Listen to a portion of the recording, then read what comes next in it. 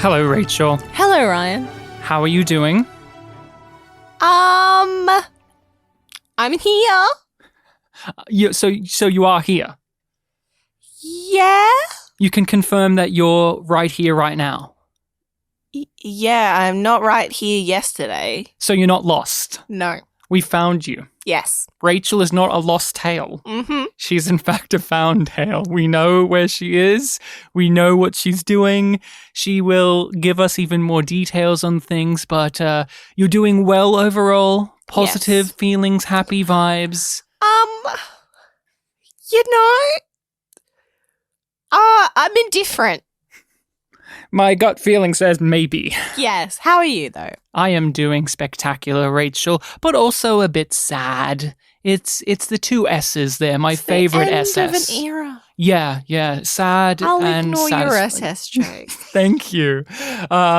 Bring it up by highlighting that you're ignoring it. But there is a bit of sadness in the air because we are really at the end of Babylon 5, but we are also thrilled to be here, to have gone through this journey, and we are YumYumPodcast, the only Australian Babylon 5 podcast. No other emerged during our reign, and no other will.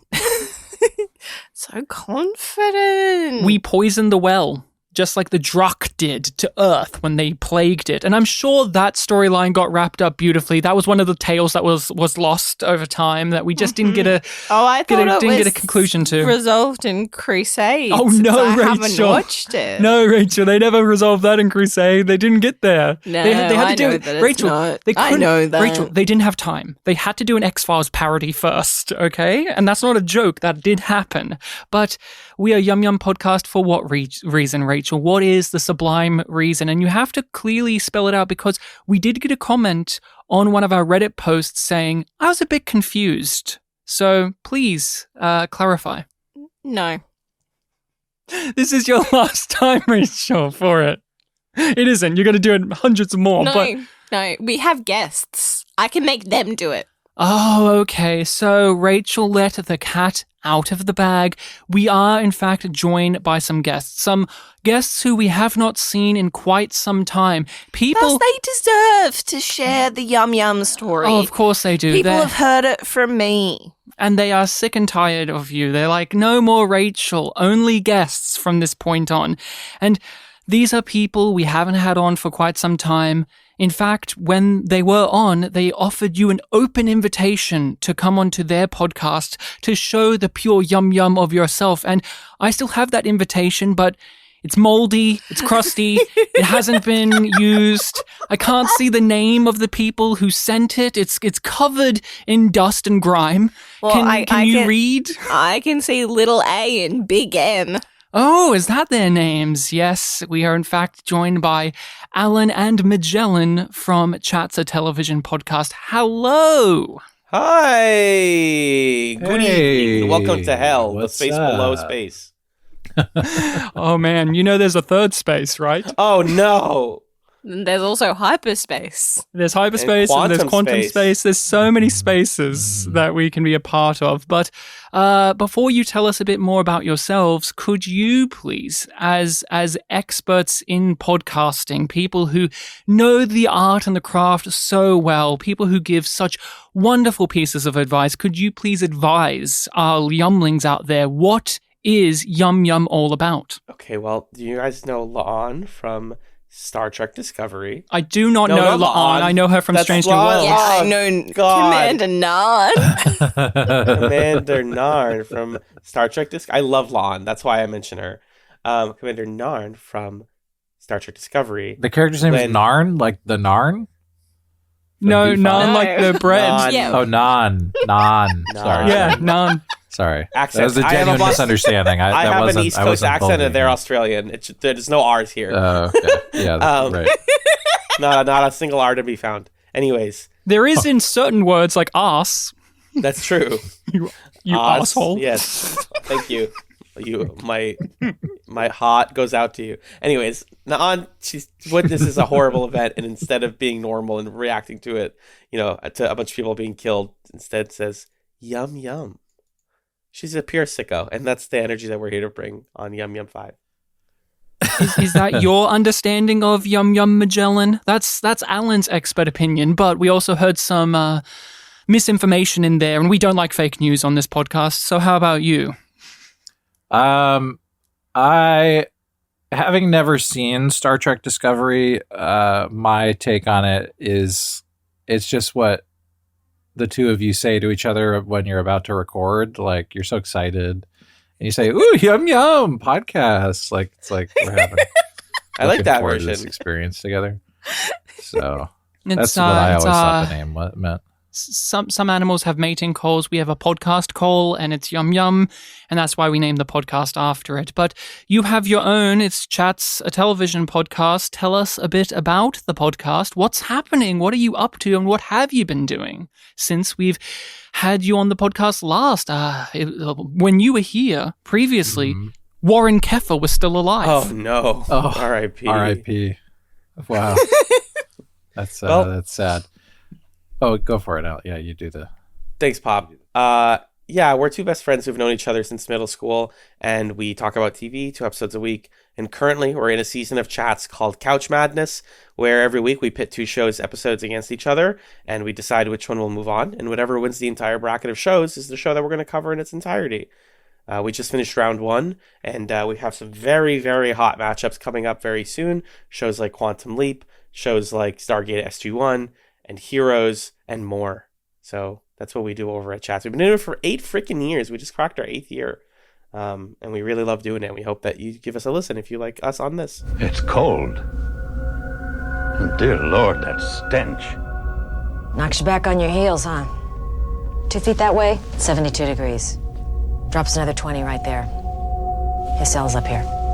Everything's really emotional here as we are in the final moments, the final breath of Babylon 5. Yes, we are rewatching, revisiting, and reviewing episodes and the movies, and we have come to The Lost Tales. You have already heard us say the name, and we've said it in a mocking sense, but this is something unique and something of a piece, and this, for those who are unaware, was Babylon 5's attempt to come back, and to do so, it was with shorter tales, smaller ones. Mini-series. A mini-series, and hopefully to make more, to have more stories in this universe. But it did not come to pass, and all we have are two stories, and I'm going to pass it over to Alan first and then Magellan to read us the descriptions according to IMDb of each one of these lost tales. So Alan, what's the name of the first one and what does it say? It is Voices in the Dark Over Here. And in this episode, it says, Colonel Lockley seeks Father Cassidy's assistance to deal with a possessed maintenance crew member on Babylon 5, leading to a confrontation and a plan to exorcise the entity on Earth. Wow, heady stuff. Now, Magellan, is the next one as potent? Meanwhile, Voices in the Dark over there, ISA President John Sheridan encounters Centauri Prince Dius? D-I-U-S? Vintari, who is destined to destroy Earth, but Sheridan chooses to guide him towards compassion instead. The story introduces quantum space. Does it actually say that? Yeah. Oh, I guess that's a very important point Very to important. bring up, that it introduces quantum space, something Yeah. we'll never see or hear about again It in didn't. Babylon 5. It didn't say in there that I should give it that coquettish line reading, but I thought it was appropriate.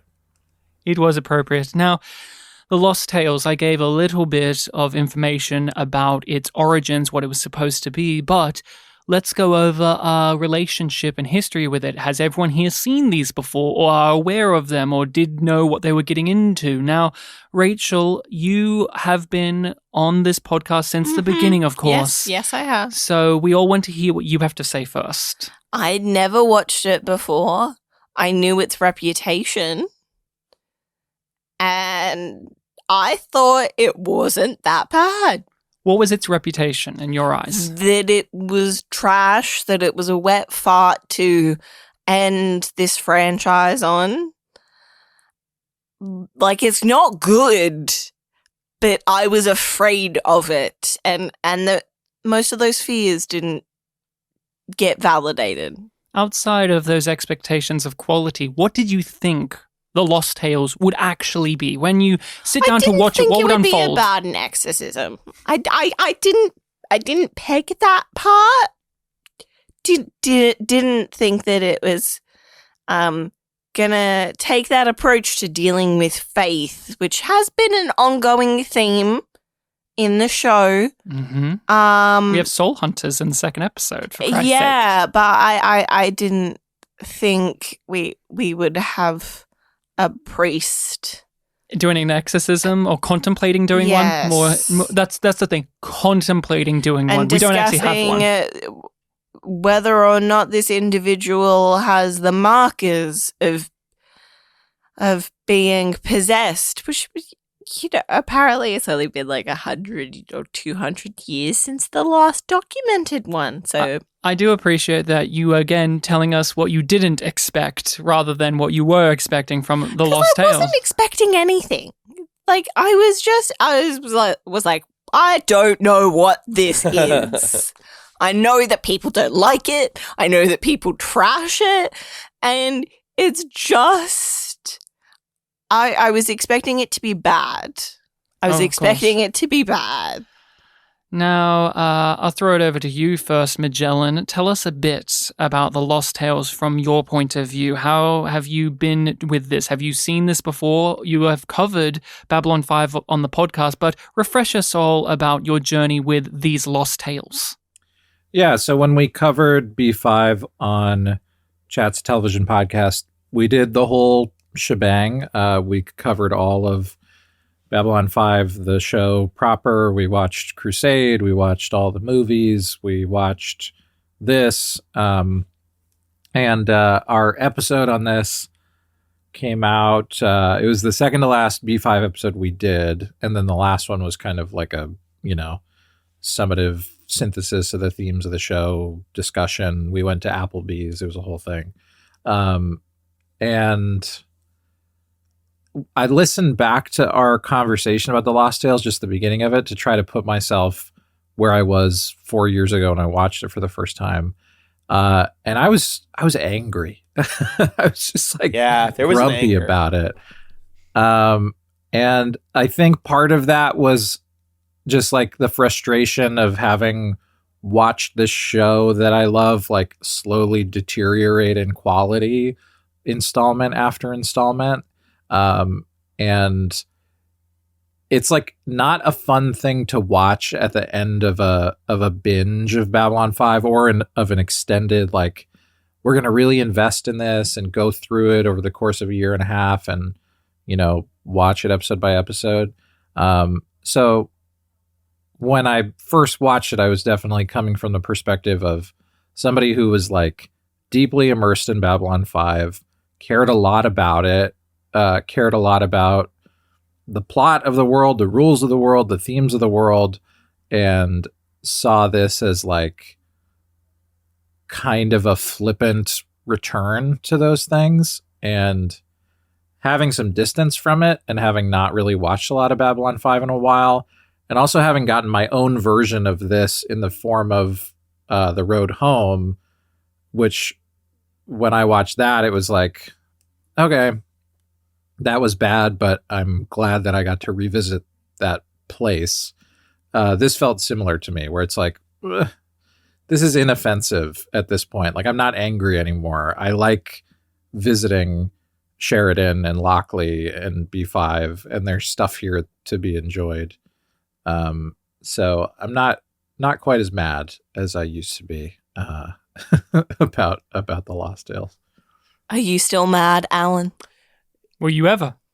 Not necessarily, and not really. I usually tend to be the less harsh person on chats, and it's fun. It's interesting to me that Magellan says he was so mad, because that's what 4 years of a pandemic will do to you. It takes away a lot of your anger at things like they did a bad reboot of a show, and instead we get mad about bigger things. Not to say that I don't still get mad about television all the time, but I think this is this Lost Tales is an opportunity for JMS and company to to take one more swing at it and to see what that would look like. And the fact that we get to view it is surprising, right? We don't always get to see these things. This was released on DVD after they had already learned that it wasn't going to be made into a show, right? Like that it wasn't going to be. That's why it's called The Lost Tales, is because it was lost and no longer turned into a reboot. I think when we watched it originally, because it was like the end of our B5 watch, and we had just watched all of B5, it was like, oh, this is another kind of decent episode of B5.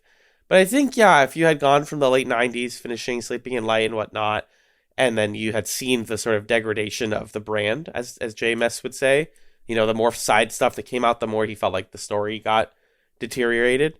You get to Lost Tales and you're like, you know what, that was actually fine. I have my problems with it. I have my problems with its portrayal of religion and spirituality and how a lot of it goes against the rest of the show.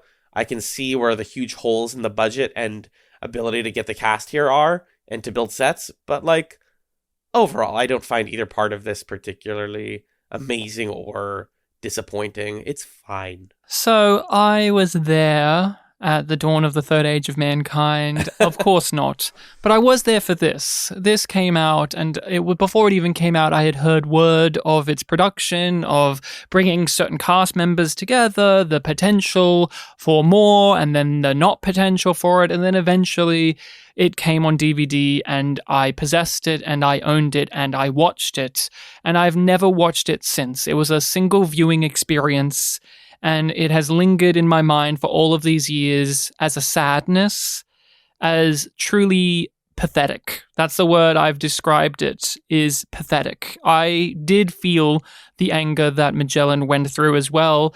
I was so happy with the 5-season story arc, and everything else is just supplemental bullshit that's not here, and it always takes away from the story that we told, and it only feels like we are necessitating the universe rather than the story. And The Lost Tales felt like such a step down. The series has always had a lower budget than its contemporaries, but as a kid, and even now, I don't care. I think it looks good. I enjoy the characters, I enjoy the acting, I enjoy the music, I enjoy all of the stuff there enough to not really get hung up on some of the budget constraints that some other people will get hung up on. I know many people, including your podcast, would talk about that, but we never talk about that on ours unless it's truly relevant. The Lost Tales, it's hard to avoid it. I can't help but feel embarrassed watching these actors have to walk on these sets that is probably in someone's garage, or on these green screens, acting off of nothing. And I feel true sorrow that this was the end. That's the thing. You guys ended your podcast with this. I ended the whole thing with this when it came out, and there was nothing in between. There was nothing, and the only thing we would get is a new cast member passed away, meaning that there was less and less of a chance of any more adventures, and it made my growing resentment towards The Lost Tales even stronger, because as a fan, you hear, oh, we're going to get the band back together. No, we don't. We get 2 of the band members back together, and they themselves share a scene that lasts 10 seconds. They're separate from one another, too. It's not even... You get the joy of seeing Bruce Boxleitner and Tracy Scoggins play off of each other again, and many people don't like Lockley as a character enough, but I do. I like Lockley well enough. On this rewatch, he's become a favorite of mine, and I've always liked Tracy Scoggins' performance, so it's great to see her. But as a fan, you're like, well, where's Garibaldi? Where's Zach? Where's Londo, for Christ's sake? You know, at this point, we had lost Andreas, we had lost Richard Biggs, and it's like, okay, and they explain that somewhat in this, but I truly loathe this, and I never wanted to watch it again. And for this podcast, I've said, Rachel, you've heard it, you've been here, that it was going to be such a bummer to do this podcast for years, and end it on The Lost Tales. It's just such a downbeat note for me. And my opinion has changed a little bit. It's maybe not as hard-edged as that, but the criticism now has gone from it's pathetic to worthless. And that's still not a positive. It's just, I don't find it as pathetic. I just find it worthless. And that's where I land on it. Now, We've said a piece on the history of things, but where are we at with it now may be completely different, and we'll break apart some of the elements of these lost tales, but we need to make sure we don't lose something that's important to us, which is YYE, Rachel. YYE is the thing that makes our podcast the most special podcast in the universe. And what is YYE? It is the Yum Yum energy. And for our coverage of Babylon 5, we focus in on a individual, sometimes in a specific moment, where they could have said yum yum. If given the opportunity, if JMS was not a coward, who could have said yum yum in the Lost Tales? And Rachel, you're the newcomer here, so you really didn't know what you were getting in for, but you're an expert of YYE, so who had it in the Lost Tales? The demon. Yeah? The demon. The demon is the winner for you. Do you even need Simon? to say more? Do you even need Was to that his say name? Simon Burke or something like that? You don't even need to say more about why it's the demon. He has a silly voice. Alan, YYE candidate for you in the Lost Tales. I know there's too many characters to choose from, but you have to narrow it down to just one. Oh, the reporter in the second half. What about her is so special with YYE? She asks the right questions, y'all. She knows what to ask, how to ask it, and she wears a camera on her boobs. What's more YYE than that? Nothing. And Magellan, do you have someone? I think it's got to be Galen at the end Good answer. where Sheridan is like, oh, you planned this from the beginning. He could have said like, oh, yeah. Oh, I eat this shit for breakfast. Yum, yum. Like stick his tongue out and just get a little saucy with it. I think there's a missed opportunity there. Just completely destroy the character of Galen and flush him down the toilet.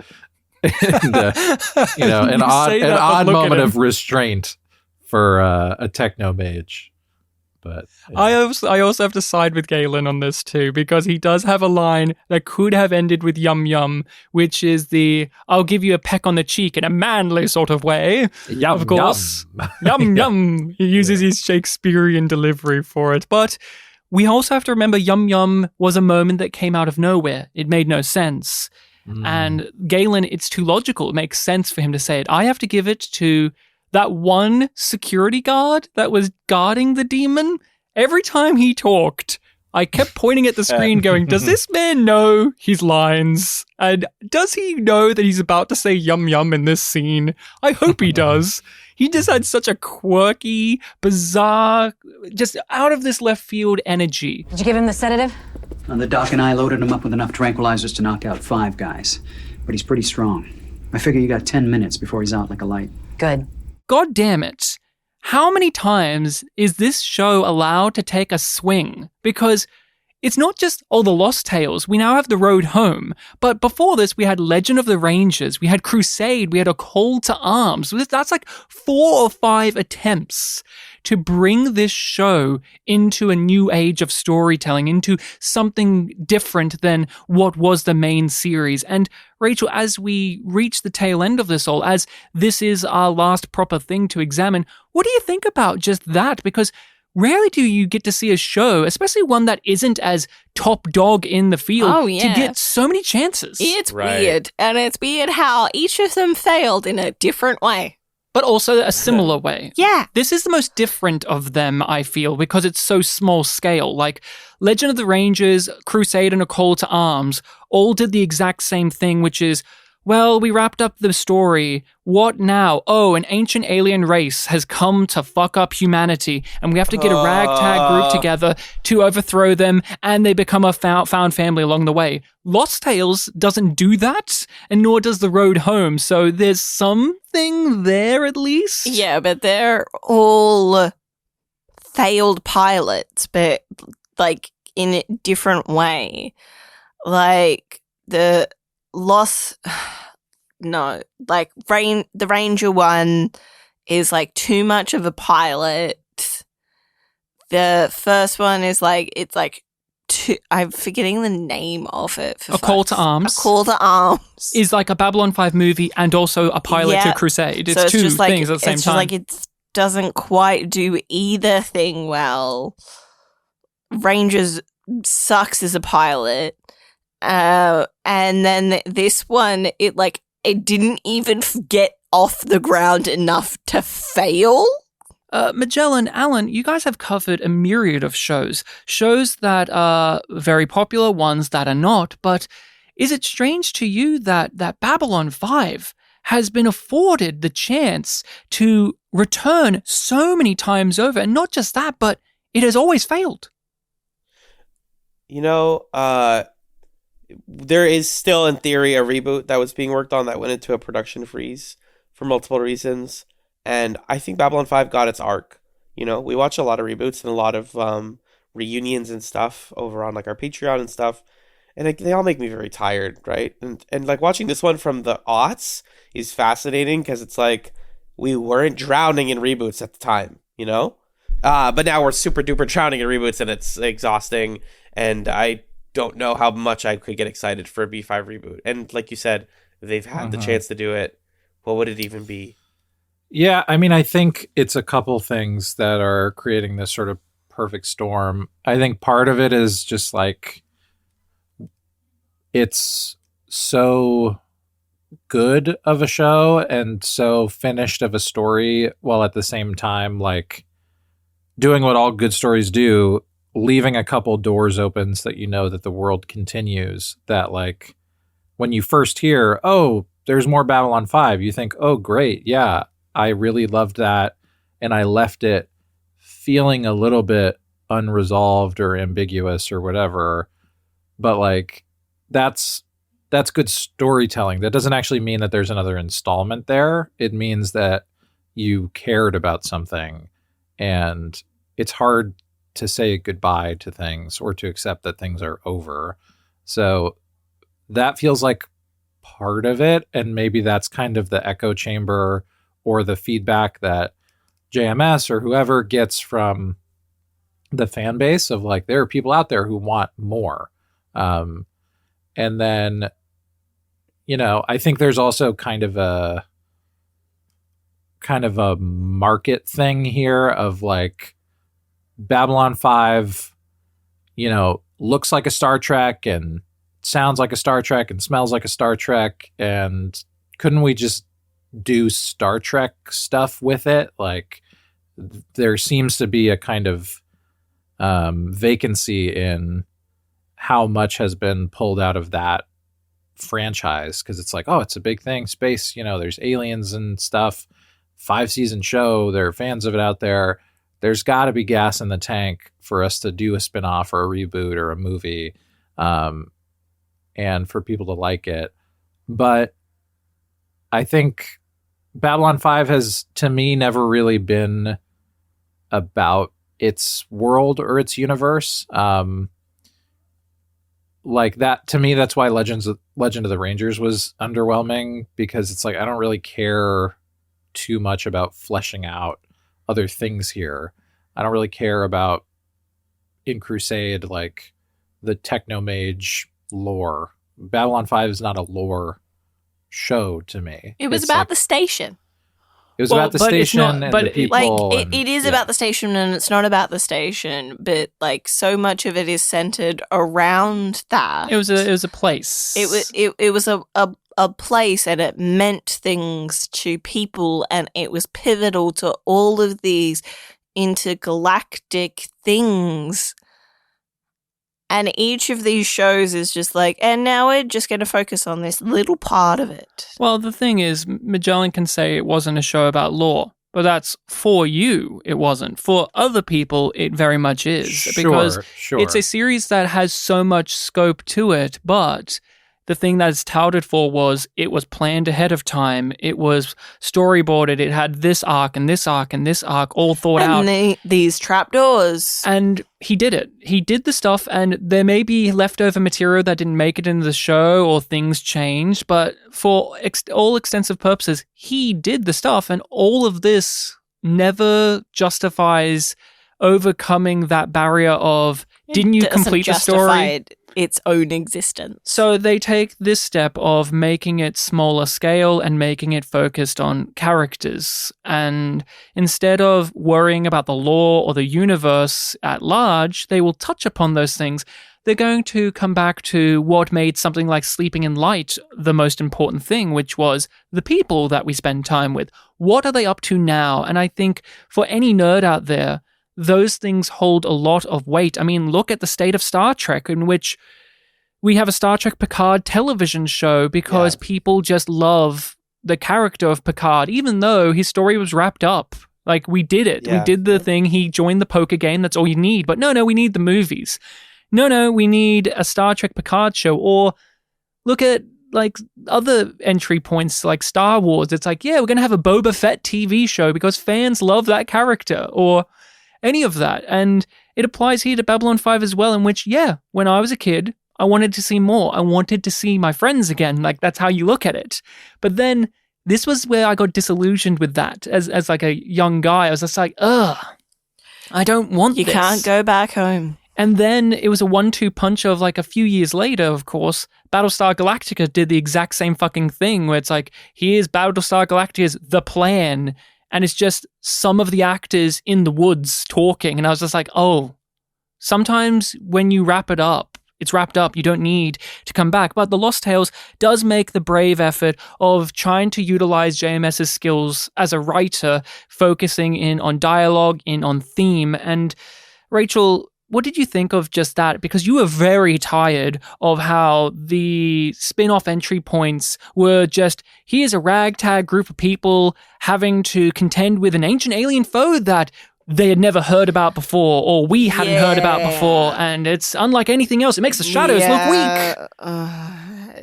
That was tired before they even started those storylines. And this is an interesting take, but like I said, it doesn't get off the ground and it doesn't justify its own existence. So it's hard to engage with the themes in these 2 episodes because I have no reason to engage with it.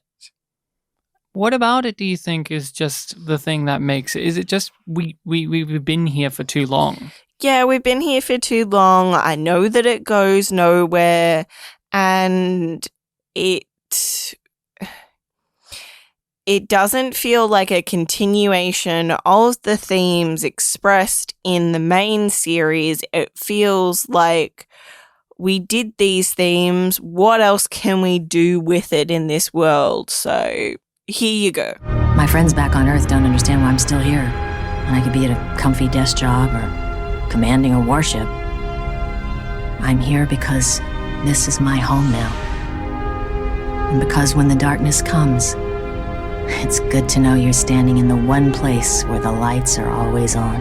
Now we have Lockley, a person we know, engaging with characters that we don't know, and let's be honest, we don't truly get to understand, and maybe if we do, it's in the most paper-thin surface level. At least that was my take on it. I don't know how you felt about the first story in the Lost Tales of Babylon 5, religion, and there's a demon on the station. I think this is a great episode of the 80s Twilight Zone show. That's my take on it. This, which JMS wrote 100%. 100% agree. And became like the showrunner of, right? He's deeply influential to his writing. I totally get why he did it. He loved Harlan Ellison. He loved that kind of like, what if we talk about a headier concept and then something mysterious happens at the end, which is like, what if the demon's actually a demon who got knocked out from heaven? But this whole, I was thinking about this on this most recent watch about it. The mechanic of it, you fell down from heaven and now you're on level 2, which is space. Well, you fell down to Earth, which is level 1, but you ascended to level 2, which is space. And it's like, this is very silly. And this idea of there being different planes of existence in space is a second plane between heaven and hell is very well reflected in the second actually episode when Lockley's talking to Sheridan and he's like, how's B5 going? And she goes, I didn't know until now that it's the kind of barrier between heaven and hell. And he's like, huh? What the fuck? And she's like, I'll tell you later. And it's like, yeah, that's what I'm saying. It's stupid. I wouldn't want to tell my boss about that because that's a stupid thing to say about your show. That's not true. It's dishonest to what the show is about. Well, it's making it literal rather than metaphorical, because Babylon 5 was this point between the darkness and the light. There's literal visuals of that in this, of the station being shrouded in the shadows of the planet next to it, and then the lights on the station turning on.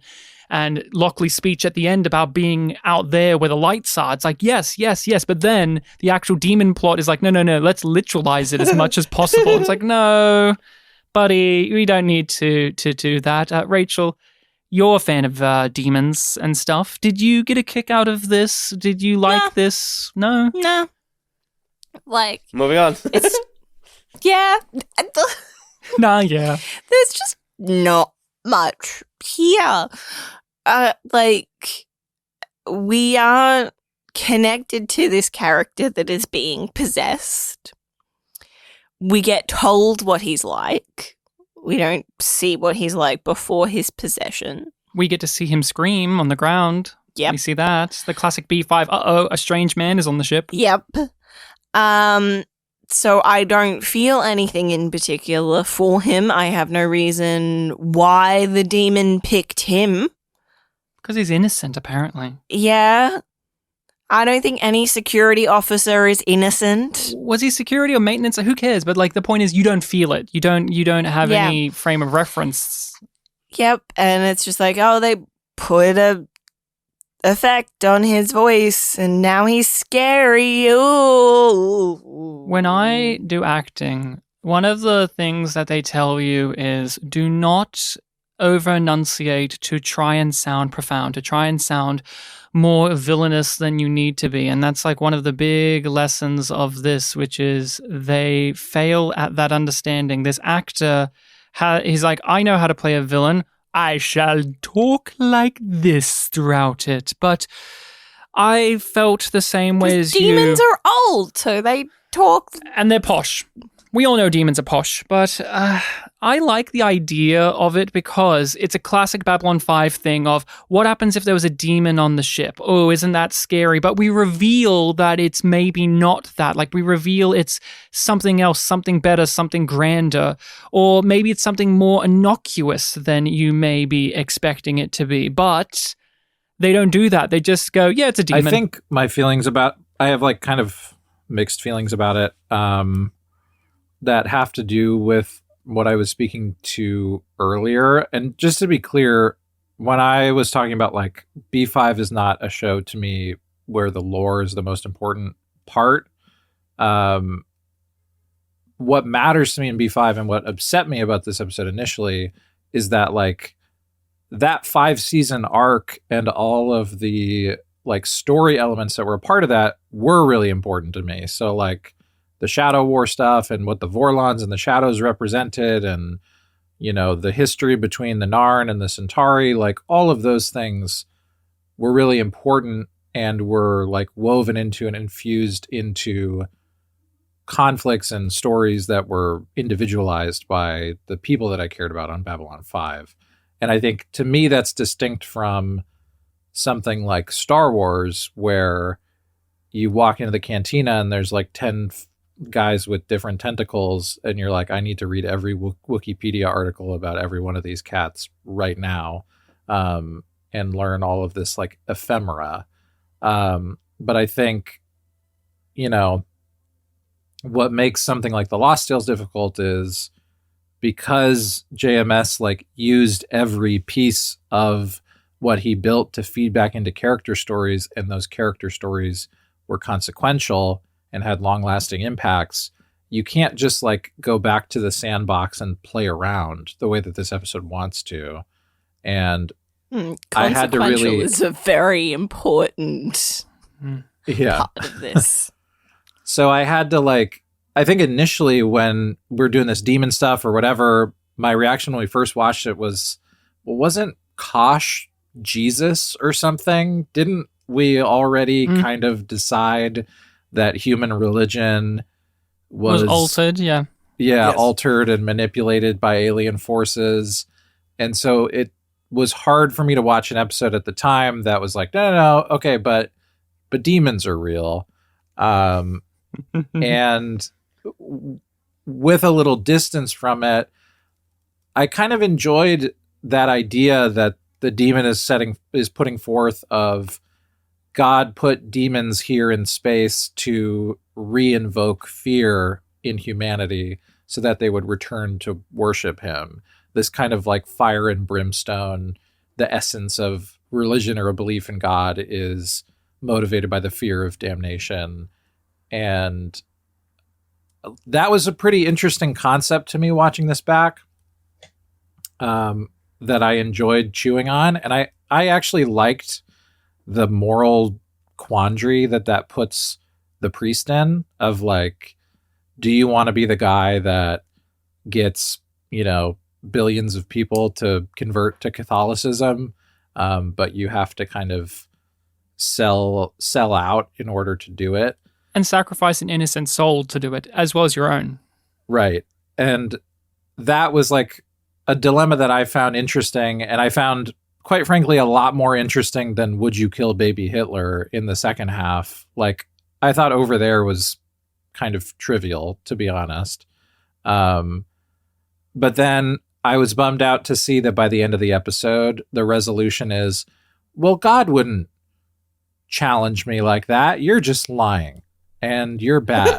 And I did like how they wrestled with it at first, because Lockley is saying, well, isn't he the Prince of Lies? And it's like, well, he'll use the truth to necessitate a point if need be. And that's where the stuff goes in. And I really loved the conversation about how God will do all of these seemingly amoral and evil things for what will eventually become a greater good. So yeah, God will let there be a devil. God will kill these people and do this and this and this, so that eventually we can overcome and understand something more meaningful about ourselves. It's that idea of, if everything was perfect and wonderful, there would be no way to grow. There would be the idea of perfection is an illusion, because if you were truly perfect, there is no ability to evolve truly or to have morals or any of that. And I think that's something interesting. But I love how you say it too, because there is an element of, you have to put yourself away from the show, because if you are too close to the show, there are certain details of this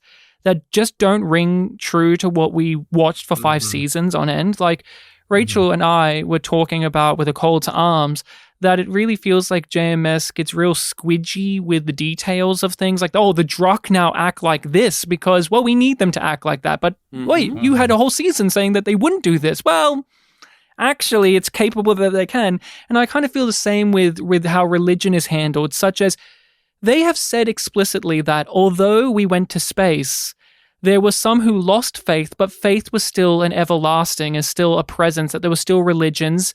We have several characters in the series who are of religious backing. We have Ivanova, who's Jewish. We have Sinclair, who's a Jesuit. And we have Franklin, who is a sci-fi religion, the Foundationalists, which is about how even when we met aliens, all it did was spur on more faith in the first place, to this episode saying, no, there's barely any faith anymore. We've lost it since we've become arrogant and went to outer space. And I mean, in your opinion, Alan, what do you think of that? Do you feel that strongly about it? Do you think that this episode kind of handles it in a way where it works in the confines of this, or maybe it does have something to say about how time marches on and maybe things do change?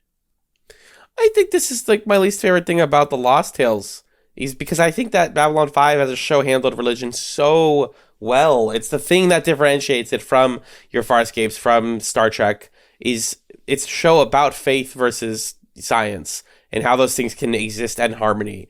And for honestly, just for over here, for this first part, to say, well, yeah, but what if there was a demon? What if there was a demon though? Like, how would you do it? And to have the disrespect for that demon to ask a priest, a man of the cloth, if you could kill one person and make billions of people convert, would you do it? Is like such a like, as a Christian, I find that question like so like, obviously you would not. It doesn't work like that. People need to want to convert, right? We cannot. That's like just this, and it's weird because I know that JMS is a real spiritual person. He does this so well, and it truly baffles me. Why did you choose to do this version of it when you already did it so well? It's like erasing your own work and writing over it in a shittier font. I guess in the defense of the demon stuff in that way, he is a demon, so he's going to ask shitty stuff. But I think that JMS is trying his best to have this be an Old Testament type tale in which God or a demon or whatever will ask the most heinous of acts of us and to prove our faith. Like, you will kill your own son to prove your faith to me. And I think that's what it's really rubbing at, and that this priest has to wrestle with it. I truly thought that was the most interesting aspect, but here's where I just thud my head on this. And everyone has listened to this podcast knows that we enjoy talking about spirituality and faith. Rachel, you're far more spiritual than I am, but we enjoy talking about it in relation to media, of how they handle it, how they go about it, or how they fail at it overall. And with Babylon 5, it always felt like JMS was respectful and had points of view, but this is a case to me where, as much as I enjoyed this first story more than the second, but I will say that the scenes are far more difficult to get through, because it doesn't come across to me that JMS is telling us anything about spirituality. It's just he's making the characters read stuff at us. It's one of the biggest pitfalls anyone can have to write in faith, is just, oh, here's what this verse says in the Bible, and here's what this pope had to say, and here's what this person had to say, to substitute substance. Did you feel that? Like, you said yes, but like, Rachel, what are your thoughts on how the language of faith is used? That's what it is. I was like, there's so many problems with this, but yeah, it never feels like it's people talking. I will give credit to Lockley. She does it throughout, where she talks about, like, does she go to church because she feels guilt to go there? Yeah, does that actually make her follow? It's like, I've had that conversation. That feels honest. But then they'll just talk about demons lore, and I'm like, and they're like, did you know Jebediah? It's like, just so much of that. For you guys at Chatz, you said it, like, you've covered the whole kit and caboodle, and spirituality and religion was one of the major factors of B5. What about its voice when it came to that was so special, and how does the Lost Tales drop the ball on that or follow through on that in your eyes? I feel comfortable talking about this again. I'm the more religious one, I guess, of the group, I guess. B5 is a show written by a spiritual person, right? Star Trek is also a show written by spiritual people. Farscape is also a show written by spiritual people. These are all shows that we watch and cover that are, how does space handle faith, right? That's like the core of a lot of good sci-fi. But what B5 did was that people's faith challenged what was in front of them all the time. And it also motivated them to do things like starting the Interstellar Alliance and to fight the shadows. And to lead B5, right? Like, faith is a guiding factor in these people's lives, and not in a, like, this is a, like, religious show way, but in, like, a, the way people are in real life, where sometimes if you're religious, then you have answers to certain questions that other people need to figure out differently. And you can just say, okay, God is walking me through this. And a lot of characters in Babylon 5, whether it's God or whatever deity they have, think about, like, Jakar's entire arc is very much about spirituality, even if it's not traditional Abrahamic religion. I think, like, that's what I mean when I say religion's at the core of Babylon 5. It influences people in a way that doesn't feel preachy or judgmental. I mean, I'm speaking from the perspective of, on my good days, I'm an agnostic, and on my bad days, I'm an atheist. So that's kind of like the lens that I bring to Babylon 5. And I think what I really appreciated about the show as a whole is that it's part of the show's larger ethos of, when we go to space, we take our problems with us. And one of the big kind of things that human beings ruminate on or have to wrestle with is, what are the answers we conjure forth about the universe when there is no tangible answer to the questions that we have? And, like, that's where spirituality and faith and religion come in. And rather than saying, oh, now we're in space and, religion is reserved for kind of like backwater, ground-bound alien species who are in this theocratic society. And I feel like a lot of kind of running around space shows treat religion in that way. But the way that Babylon 5 treats it is characters are still having to wrestle with the fact that there are just things that they don't know. They don't know what happens after you die. They don't know why this is all here or what they're meant to do. And, I like that what Babylon 5 does is it demonstrates that some of the particular questions of faith or the particular answers of faith have been manipulated or shaped by cosmic forces or alien forces that we're now becoming aware of. And so now we know, there's shadows and there's Vorlons, and they were a part of shaping our perception or shaping the answers that we made for ourselves. And a huge part of the show is casting off those who would formulate our answers for us and saying, now it's our time to continue to grope in the darkness and not fully know what's going on, but do that with the understanding that we are doing that for ourselves. And that's something that really resonates with me as an agnostic person who, just because I don't believe there's a God doesn't mean I'm not concerned about what happens when I die. What is that going to be like or feel like or whatever? And so the parts of the Lost Tales over here that I really enjoyed is I would have loved if this demon guy was a shadow. If we just told this story way earlier in the timeline and Lockley doesn't even need to be there, and there's a weird shadow guy or a agent of the shadows who's I'm a demon that God put in space and blah, blah, blah. And don't change anything about it, but just don't make him an actual demon at the end. I think that's the part that really loses me is it's not that the show says confirmed, thumbs up, it's a demon for sure, but it doesn't make it ambiguous enough or offer multiple interpretations enough. You got cast down to Earth, bound to Earth, trapped on Earth. Denied heaven, denied the heavens, denied the sky, denied the stars. Earthbound. Yours was no divine mission. It was an ecclesiastical jailbreak. Okay, here's an example of something I love. There's this ghost hunting show where the premise is they have this haunted area. They have the psychic come in, they have the host come in, but they also have a house inspector come in. And he explains in vivid detail, this is what it is. And he goes the door is like this, and the sink is leaking like this, and this. We needed something like that, and here's the answer. No one says, he could be a telepath.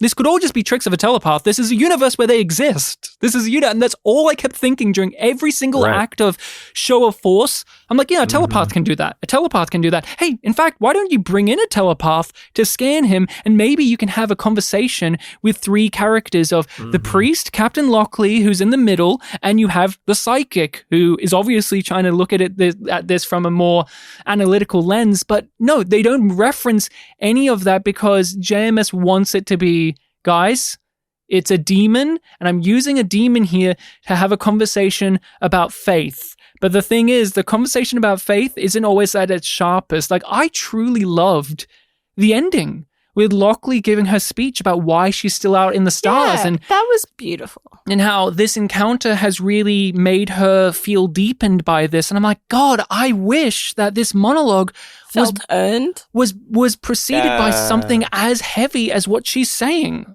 It just really knocked me over. She sells it. And the character sells it too. It's not just Scoggins. I think the character sells it. But Rachel, it's literally a demon. Is that just too, we keep asking, is it getting too fantasy over sci-fi? We're at this point now where, Rachel, there's demons in the show. Yeah, that's, I don't welcome it. I don't welcome it. And he has a plan. His plan is, I'm just doing a jailbreak from Earth. To do what? To do what, man? I don't know, just float around space.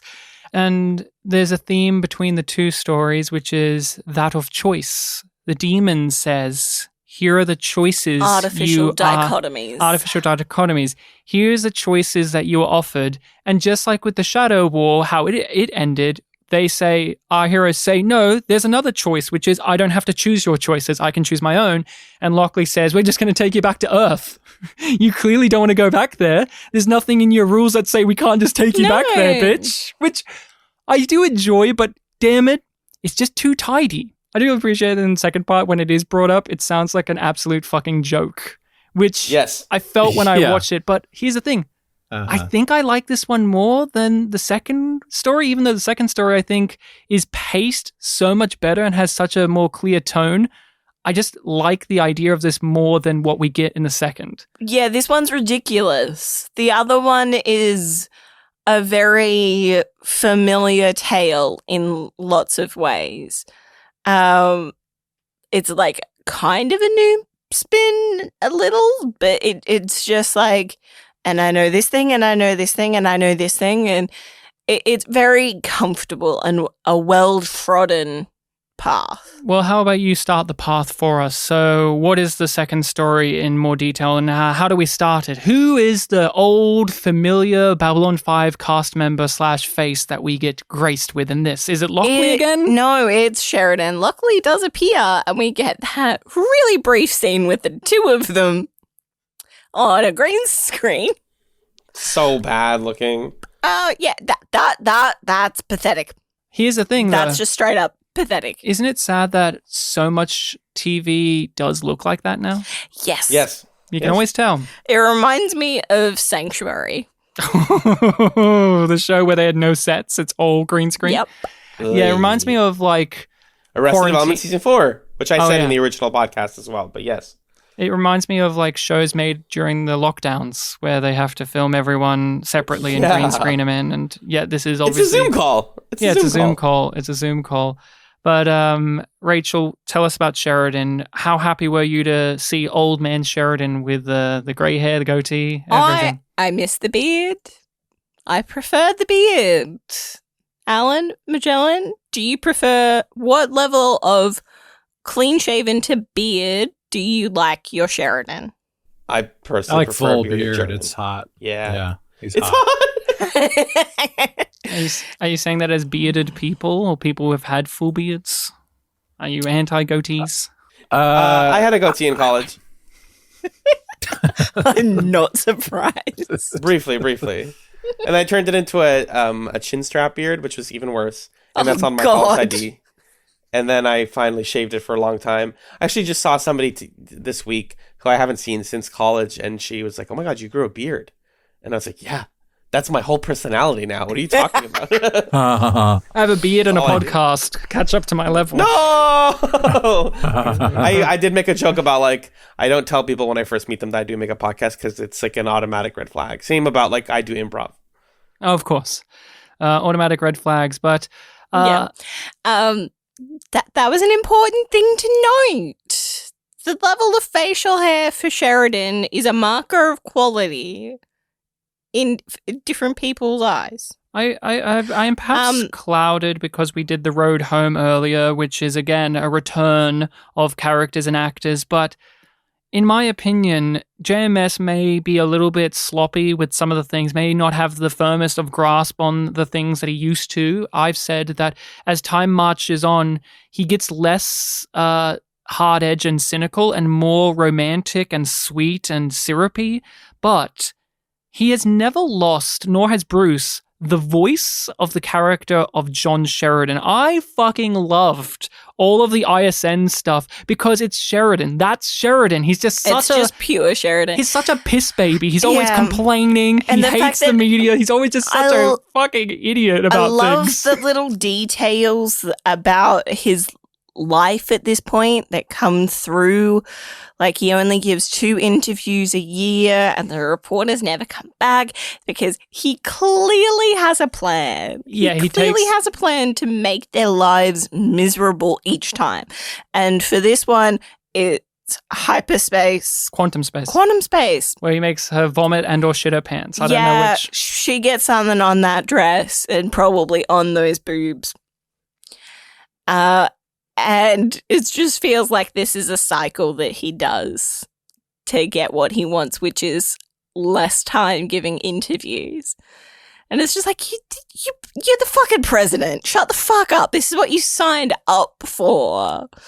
But he's still enjoying playing with people.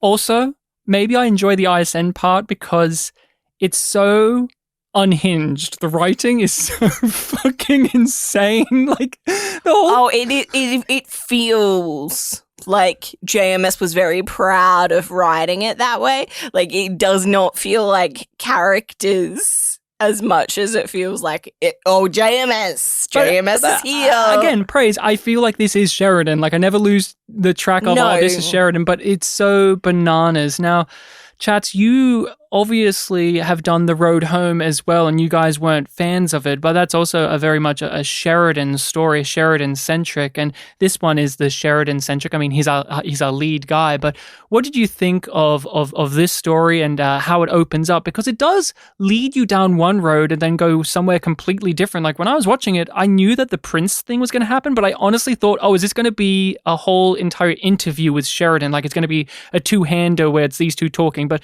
what did you guys think of the Sheridan story here? Quickly, I think the first half of this part where Sheridan and the reporter is very self-indulgent and pretty funny. It's mostly an opportunity for Brucey to like throw out some one-liners. You don't like reporters, do you? Of course I do. Properly cooked. And that whole like extended bit about Pak Mara humor. Sir, there's a reporter for you. Tell her I'm dead and throw her down the stairs. I love that. Like, what the fuck?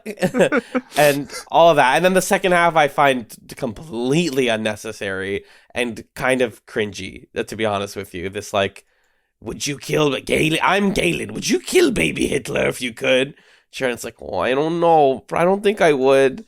What if I rehabilitated this him? Opportunity's like right in my lap, and he's like talking to himself, being like, I could lie.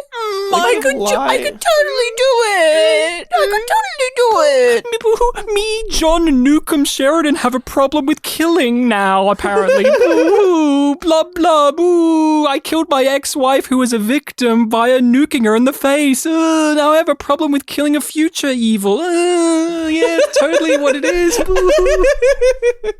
Yeah, no, it's very silly. I laughed at it. It's entertaining. I love Bruce, but this is unnecessary. Why'd you make this? Straight up. Also, there's no sets. Hey, there is one set. There's that little hallway set that he's talking to the prince in, where it's got like the little beams, and you could see them not even connected to the floor in any way. They're just pillars that they just have that are on the floor. How dare you not say they're sets? They also have the Star Fury cockpit set. That's it. That's the two sets. And a black room where he can sit down and... I did love the whole entire bit about chairs. The whole entire, like, these fucking Minbari. Yeah. You're always standing in the dark and spotlights for dramatic effect. I think that's stupid. You know what I introduced? Chairs, which apparently was a step too far. So, fuck me, I guess. I'm not going to try to introduce more things, because you know how those Minbari are. Either way, I love my wife, Delenn. That's what I'm saying, self-indulgent. That's the stuff I'm saying is like, you're just doing bits from B5 again, like the whole they sleep on horizontal beds or diagonal beds, whatever. Like, just what? I want to tell every reboot show that I can just watch the original show. If you wanted to do those jokes, then I would just watch the original show again. That simple. It's funny because when we first watched The Lost Tales, and I was listening back to our episode, Alan and I were both in agreement that like the first part was boring and bad or whatever, and the second part had more meat to discuss. I don't know. I didn't listen to the whole episode, so I don't know why I felt that way. But when I think about returning to Babylon 5 or rewatching it, or I think about what's stuck with me, I'm just not personally that interested in John Sheridan. I don't really find the Ron Swanson is not my favorite character on Parks and Recreation. Let's put it that way. And John Sheridan kind of feels like the Ron Swanson of the American man's thing. Man.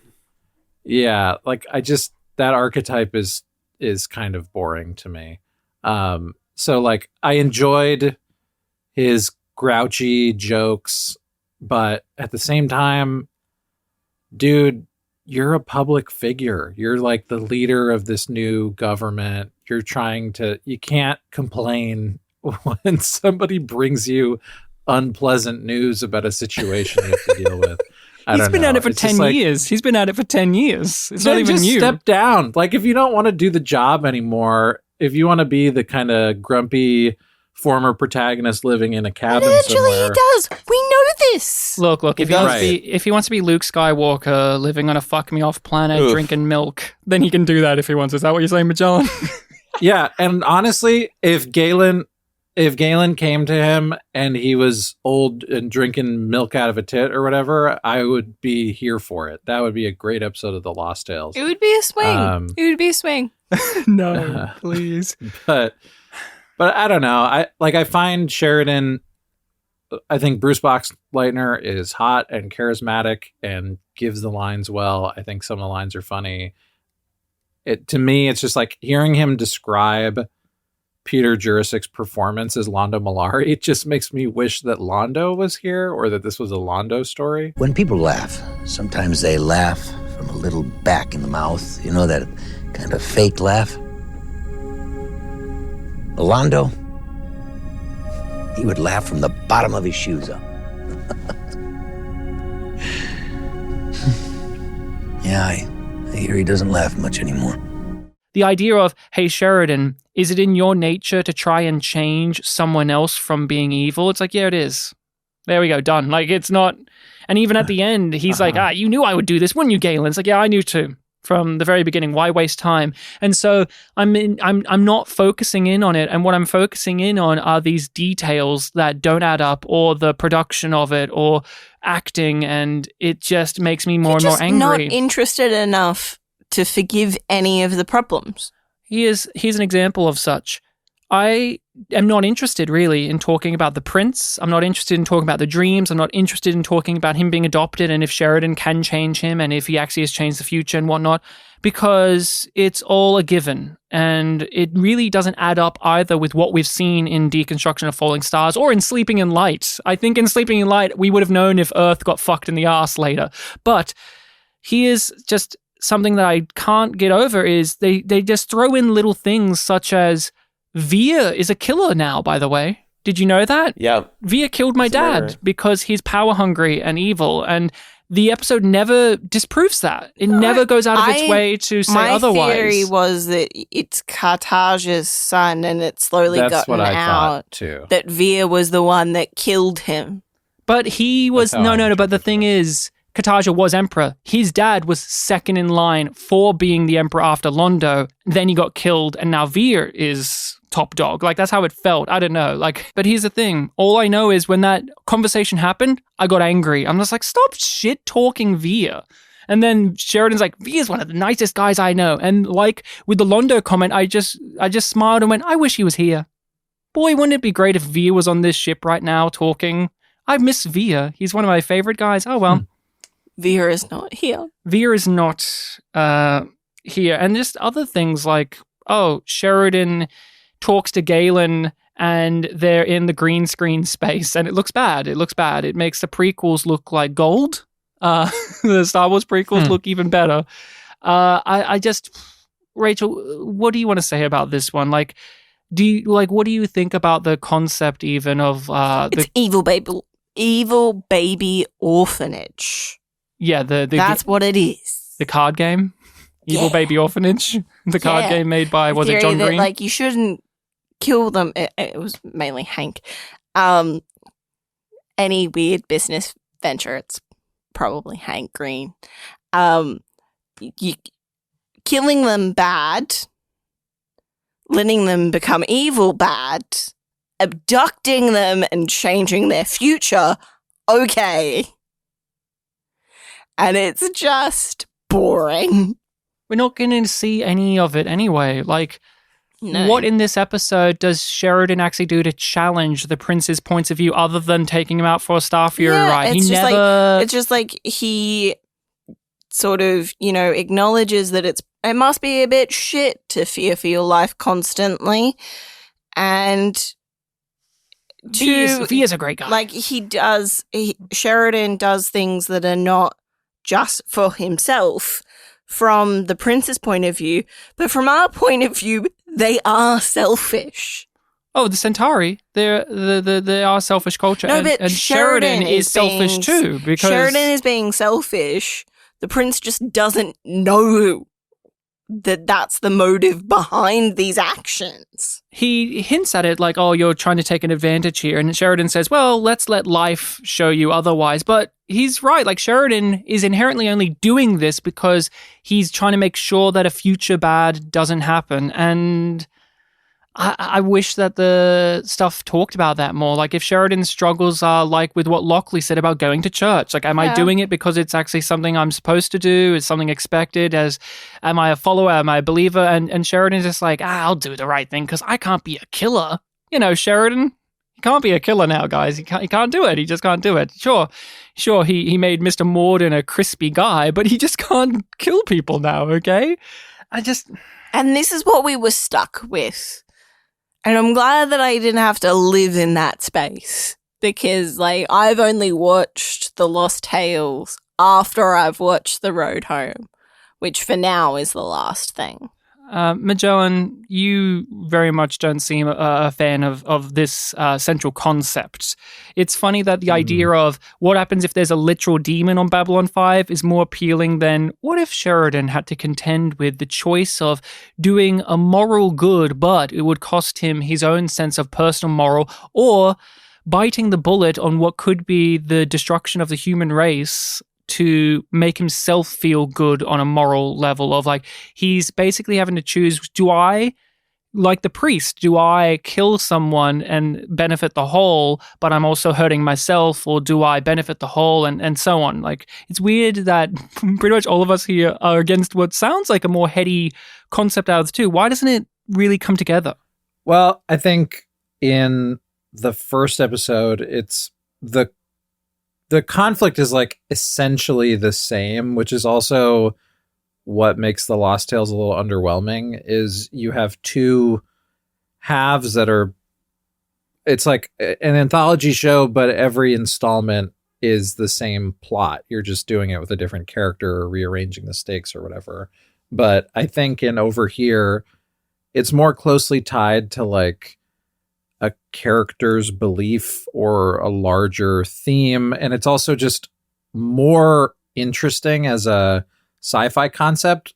I'm genuinely intrigued by the idea of a short story set in a, whatever sci-fi universe where it's like, oh my God, the devils are in the stars and we go to space and then they start possessing people. And what do we do about that? Like, that's an intriguing, unusual sci-fi premise. Whereas in this episode, the way that we get to this internal conflict about would I kill somebody who's going to kill a bunch of people later is with a fucking techno mage, which is nothing and dumb and bad and is still bad. I love Galen, but techno mages are still dumb to me in the context of Babylon 5.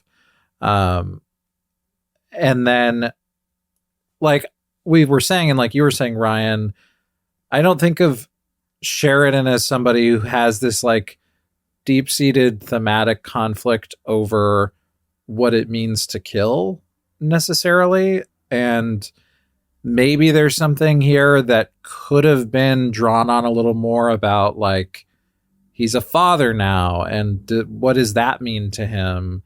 And maybe this could have been an episode about, like, here's a kid in this situation who, like, doesn't have somebody to raise him, and I want to do that for him.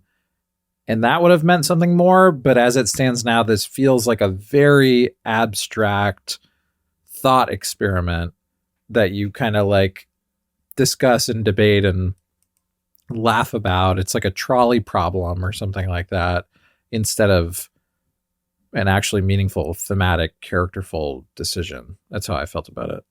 I think something is lacking too, where you can have a commentary about the generational divide as well, because The Lost Tales is playing very loosely, though, with time having passed since we had last seen people. And that was one of the majesties of Sleeping in Light, the series finale, And I thought you could do that here too with what you said of Sheridan is a father at this point. He is a dad. And maybe these things have softened his heart or maybe given him a newfound way of life. And also with season 5, the Centauri blame Sheridan specifically for what happened to them. And that isn't really grabbed onto either in this. The prince doesn't have any reservations about trusting Sheridan, a man who on their planet is held as the guy who is the person that failed them. They dealt with that more with, I can't remember the thief in A Call to Arms. Darina, Darina, well, she was more pissed off at Sheridan for not saving her planet from a shadow weapon killer device, while this person who's going to eventually be the emperor of a planet that's still on fire, he doesn't really have any feelings about Sheridan himself. It's more about what Sheridan represents as a human, as an outsider, as another, as someone who is trying to offer sympathy and care to a person who's never grown up knowing what true caring is, which maybe too, if this character of the prince I found less cartoonish, I would care for, like when he does his big speeches about being evil,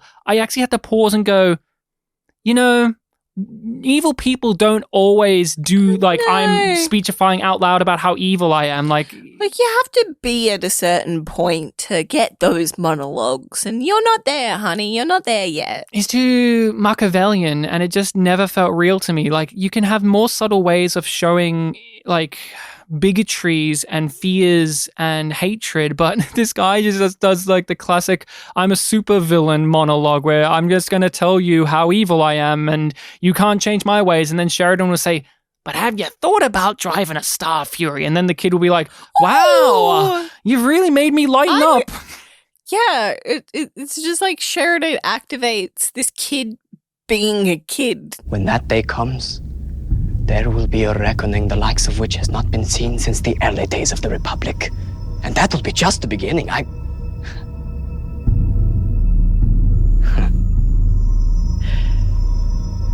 So I appreciate your gesture.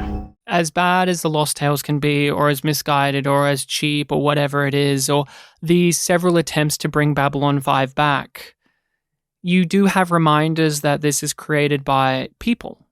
Sometimes when you're watching a thing or you're analyzing a piece of media, it can be very easy to look at it as a product, as a piece of media.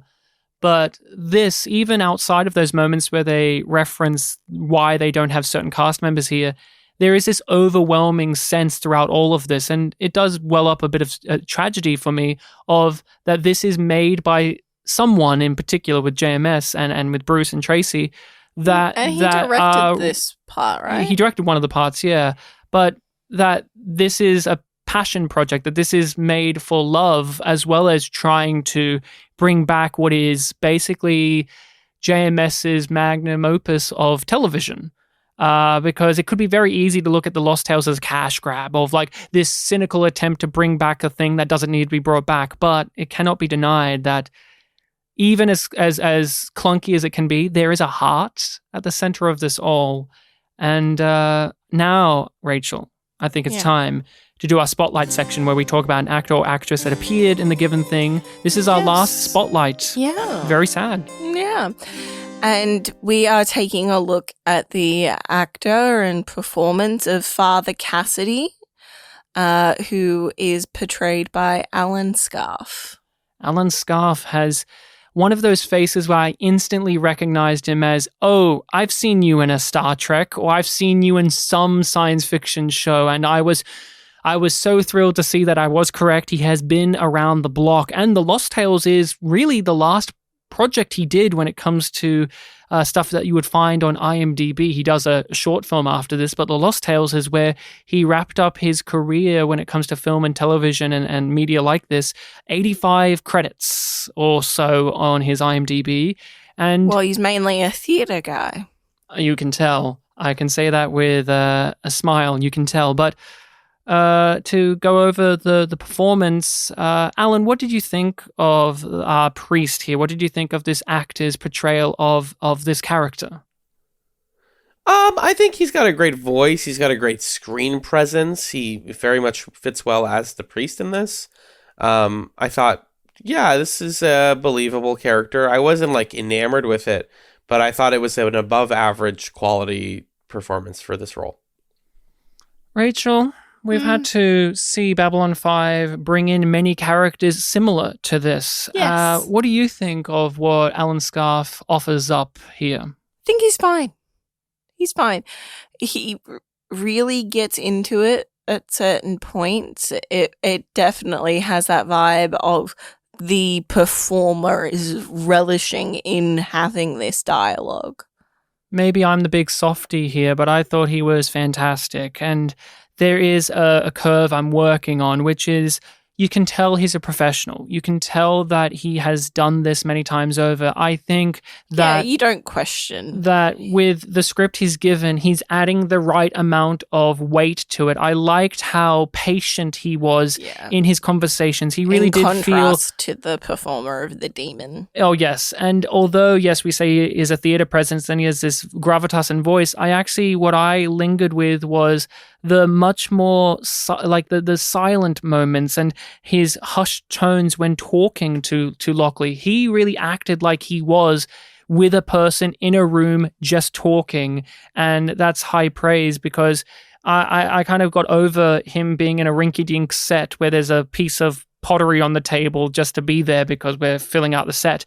And when he was talking about all of these Bible verses and highfalutin stuff that JMS is shoving in his mouth, I think as an actor, he really does his best to overcome it. And out of the rest of the cast that isn't the returning, he is clearly the most accomplished and skilled. I never doubted his character like I did with the prince, like I did with the reporter, like I did with the guard, like I did with those Mbryo. I just believe that he was this man that they called upon. Now, would I have liked it if the character was better defined or given more to do? Of course I would, but for a performer who's coming in on a video project that's filmed on a green screen or like 2-wall set, he goes above and beyond what is needed, and I thought he did well. But Majan, are you a fan of this performance, and are you aware of this actor from anything else?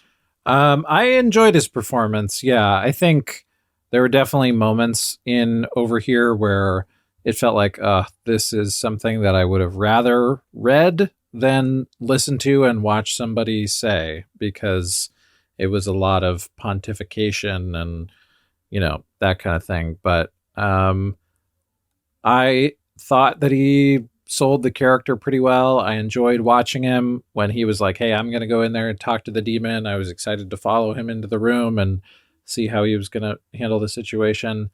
I was pleasantly surprised and reminded when I was skimming through his IMDb that he was a regular on the sci-fi show 7 Days, which I would catch on the Sci-Fi Channel like in the afternoon on summer breaks or something like that. I can't remember when I was, or maybe it was on every day at right before dinner or something like that. But I loved 7 Days. The whole premise of it being something bad happened and the characters have a time machine that goes back in time 7 days. And so they have a week to like fix the problem in the past.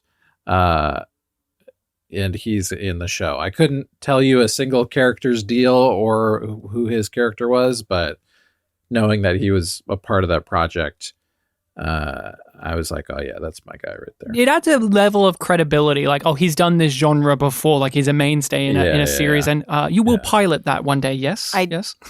I read some interviews, and he did have a statement about that, because he was asked, like, what do you miss? And he's like, I would be lying if I didn't say the paycheck. It's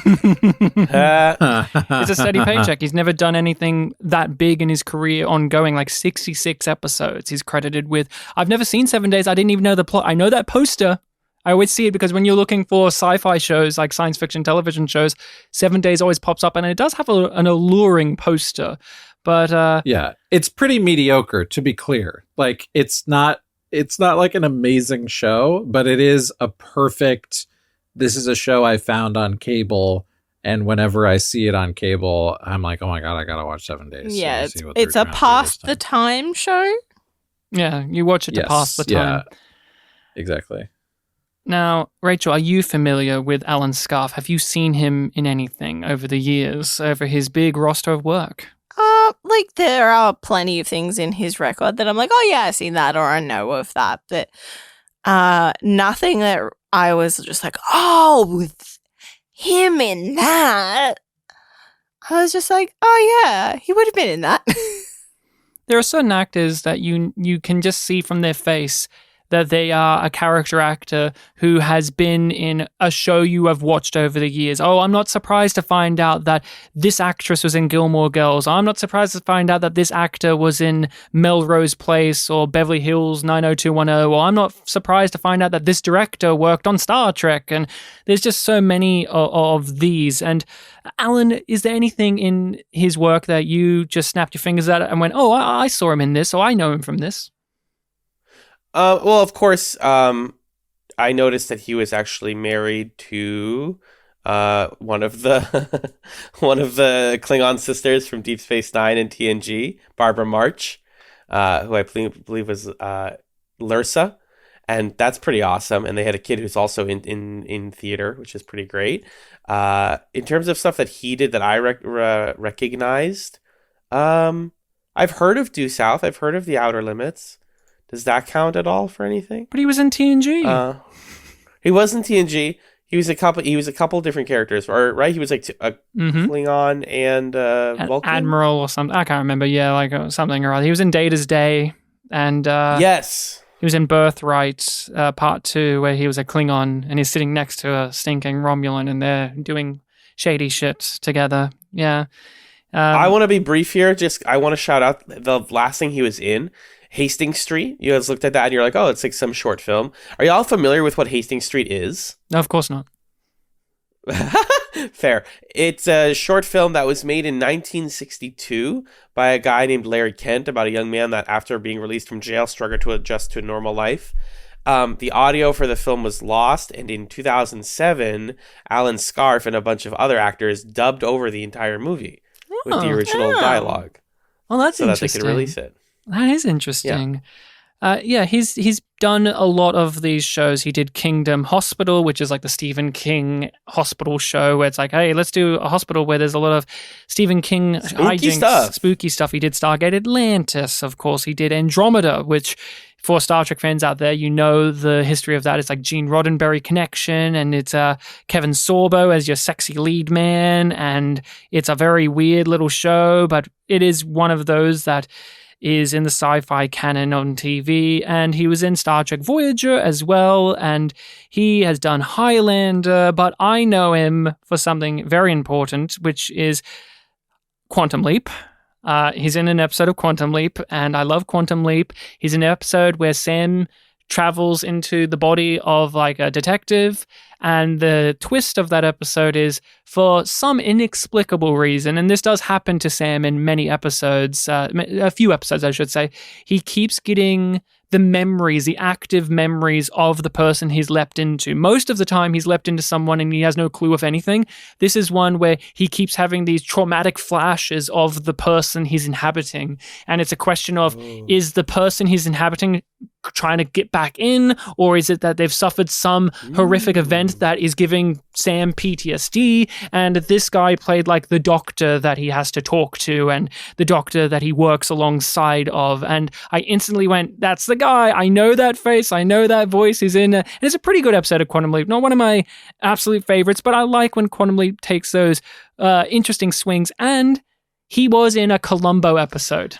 What one? He's in an episode of the 90s era Columbo, which is the lesser era Columbo, if you like Columbo, but he's in one of the best ones of it, which is Columbo Cries Wolf, in which Columbo has to deal with fancy British people.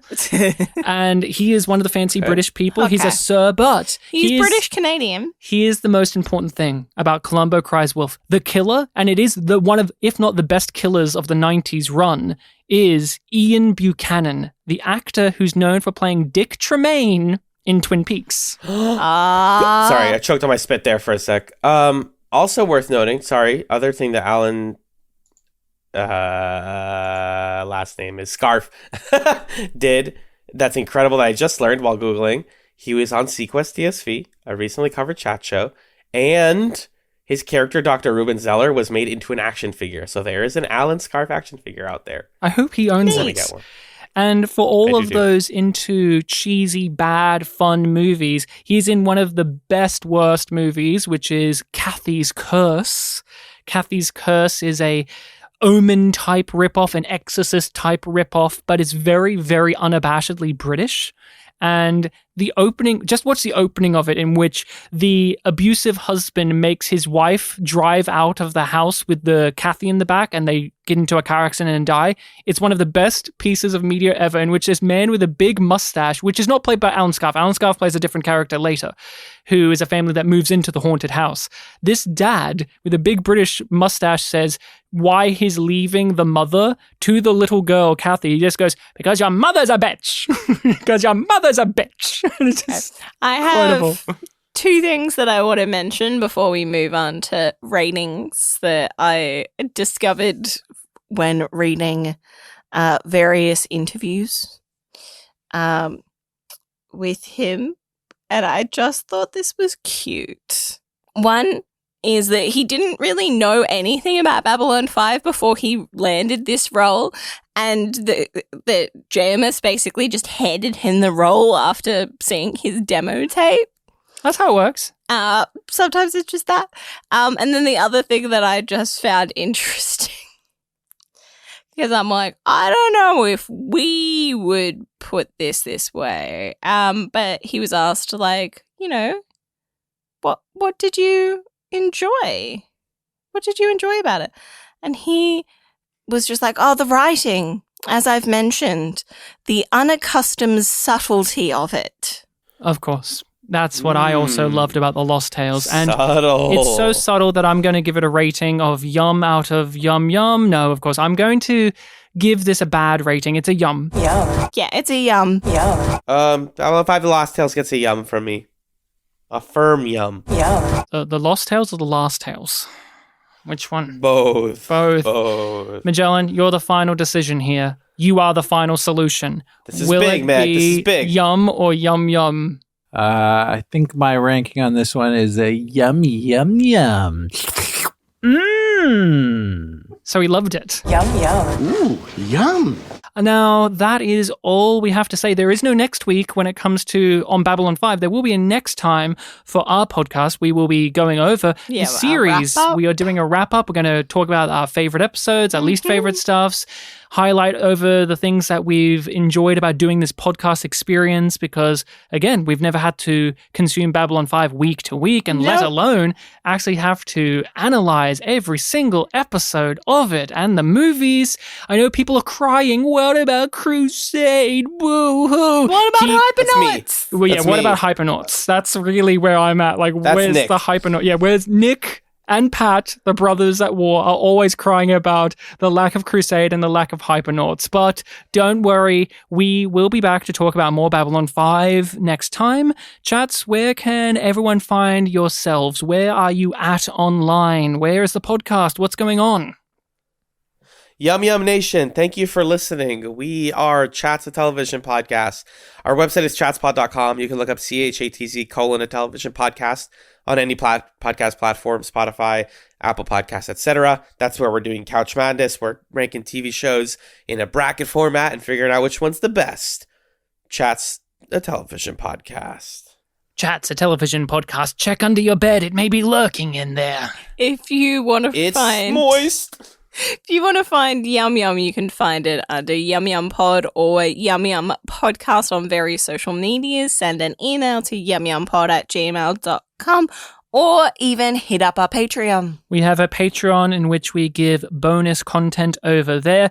Most of it does not make it to the main feed, but on the occasion it does. But if you want to get those things early, you support the Patreon, you get your money's worth. We have a group Discord in which we have a wonderful community over there. We're discussing stuff, we're watching stuff, we're just having a marvelous experience. We are currently at our top tier watching through The Expanse for the first ever time, and we are making our way through it. At this time, we are just over the halfway point, and those episodes are also coming out on the main feed. But as said, if you want to get your hit of us marveling at the sexiness of James Holden early, just look us up at YumYumPod at Patreon. Ooh, on the Patreon. Ooh, spooky, scary. Rate and review the podcast and share it about the place, or else Jakar will not thump his chest and say good eating to you. No, but I will do that.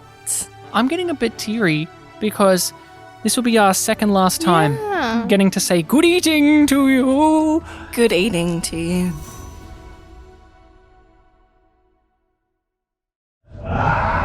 Mr. Cannibal.